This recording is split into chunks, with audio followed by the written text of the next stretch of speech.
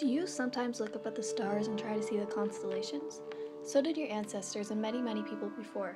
But have you ever wondered why they are there and who looked at the stars and created them? In a brief explanation, I will tell you how some of the stories in these pictures got into the sky. Our constellations come from the ancient Greeks many years BC. The most popular known constellations include Orion, Ursa Major, Ursa Minor, aka the Big Dipper, Scorpius, Cassiopeia, and many others.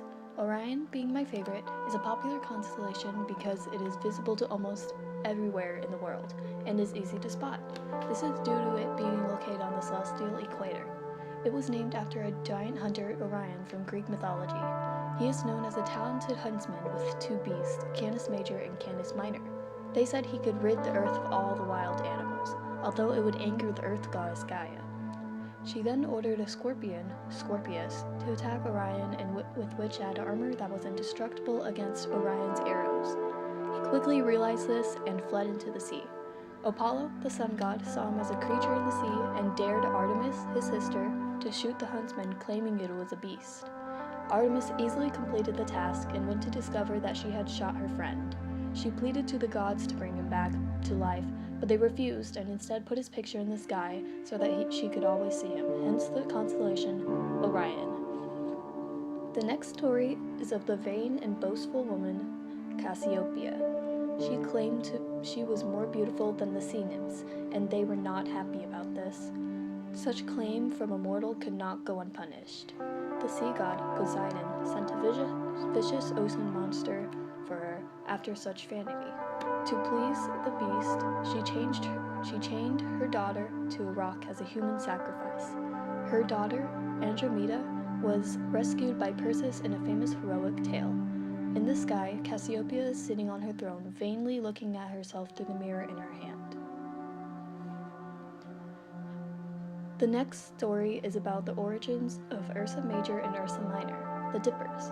It started with a young woman named Callisto, who recently became widowed after her husband died in a war. Her son, Arcas, was only 8 years old, but he was an extraordinary helper at the time. They both worked very hard. One day, when Callisto was taking a stroll, she ran into Zeus, the king of gods. Zeus swooned Callisto, and they decided to go on a date, even though Zeus was to be married to Hera. Later on that day, Hera spotted Zeus with Callisto, and she was so furious that she decided to turn the young woman into a bear. Callisto ran into the forest and hid for many years. Arcas was left without a mother or a father, and sent to grow up with the relatives. He grew up to become, of all things, a professional game hunter. When he was hunting in the woods one day, he came across his mother as a bear. Of course, he did not know that.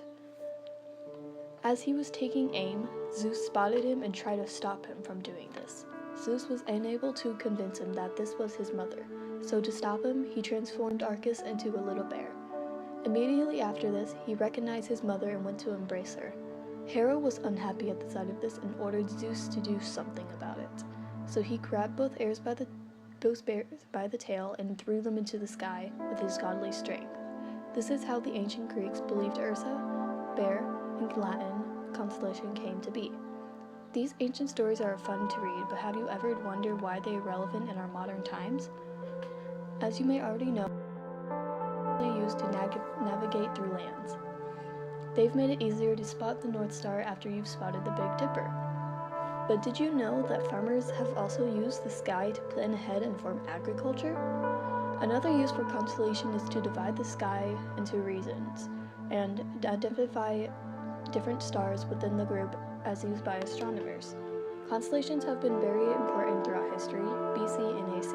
Without them, a lot of explorers and people of history would not be where they are now. They have always interested me, and I love to learn the stories of these many stars. Life, death, love, and hatred all lay behind these pictures.